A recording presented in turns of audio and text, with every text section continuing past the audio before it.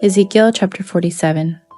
In my vision, the man brought me back to the entrance of the temple. There I saw a stream flowing east from beneath the door of the temple and passing to the right of the altar on its south side.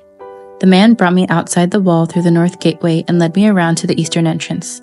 There I could see the water flowing out through the south side of the east gateway. Measuring as he went, he took me along the stream for 1,750 feet and then led me across. The water was up to my ankles. He measured off another 1,750 feet and led me across again. This time the water was up to my knees. After another 1,750 feet, it was up to my waist. Then he measured another 1,750 feet, and the river was too deep to walk across. It was deep enough to swim in, but too deep to walk through. He asked me, "Have you been watching, Son of Man?" Then he led me back along the riverbank. When I returned, I was surprised by the sight of many trees growing on both sides of the river.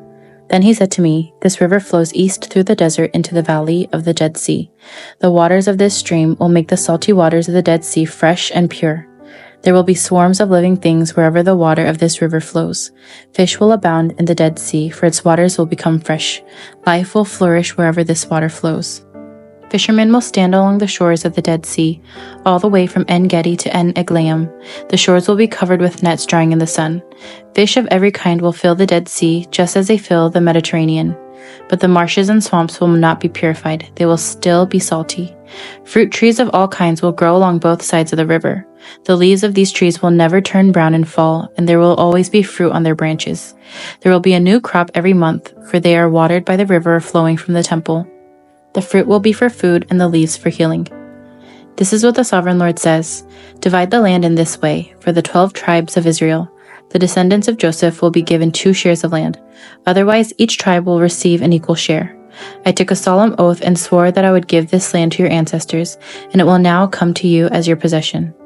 These are the boundaries of the land. The northern border will run from the Mediterranean toward Hethlon, then on through Lebo-Hamath to Zedad. Then it will run to Berothah and Sibraim, which are on the border between Damascus and Hamath, and finally to Hazer-Hadakon, on the border of Hauran. So the northern border will run from the Mediterranean to Hazer-Enan, on the border between Hamath to the north and Damascus to the south. The eastern border starts at a point between Hauran and Damascus and runs south along the Jordan River between Israel and Gilead, past the Dead Sea and as far south as Tamar. This will be the eastern border. The southern border will go west from Tamar to the waters of Meribah at Kadesh, and then follow the course of the brook of Egypt to the Mediterranean. This will be the southern border. On the west side, the Mediterranean itself will be your border from the southern border to the point where the northern border begins, opposite Lebo-Hamath. Divide the land within these boundaries among the tribes of Israel. Distribute the land as an allotment for yourselves and for the foreigners who have joined you and are raising their families among you. They will be like native-born Israelites to you and will receive an allotment among the tribes.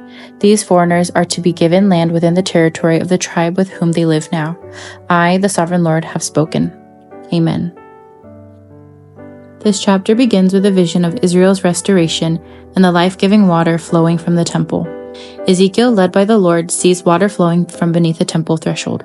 The water starts at ankle depth, then rises to the knees, the waist, and eventually becomes a river too deep to cross. What happened wherever this river flowed? A. Everything dried up and died. B. The trees were burned. C. There will be swarms of living things wherever the water of this river flows. Fish will abound in the Dead Sea. Or D. It turned everything into stone. The answer is C.